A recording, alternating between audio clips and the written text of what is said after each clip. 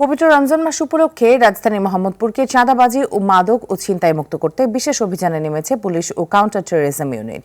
বৃহস্পতিবার সন্ধ্যার পর থেকে মোহাম্মদপুর থানা পুলিশ, সোয়াট টিম ও ডগ স্কোয়াডের সমন্বয়ে আলোচিত রেড স্পটগুলোতে এই অভিযান চালানো হয়। বিশেষ করে জেনেভা ক্যাম্পে মাদক কারবারি ও অপরাধীদের ধরতে সোয়াট ও প্রশিক্ষিত ডগ স্কোয়াড নিয়ে চিরনীয় অভিযান চালানো হয়। অভিযানে প্রায় ২০ থেকে ২৫ জন অপরাধীকে গ্রেপ্তার করা হয়।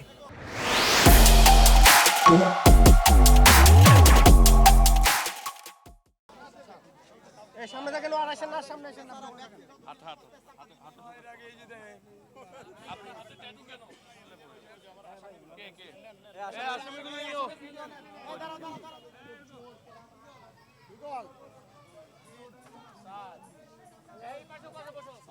একটা অভিনব পদ্ধতিতে অভিযান চালিয়েছি।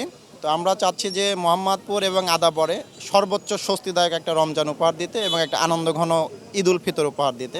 এখন পর্যন্ত আমাদের মনে হয় ২০-২৫ জনকে আমরা হেফাজতে নিয়েছি। আরও তো অভিযানটা চলতেছে, আমরা থানায় পাঠাচ্ছি। আপনি জানেন যে ধরার পরে দেখলাম যে একজনের নামে ৪টা ওয়ারেন্ট, মানে ৪টা ওয়ারেন্ট নিয়ে সে ঘুরে বেড়াচ্ছে, ধরা খেয়ে গেছে।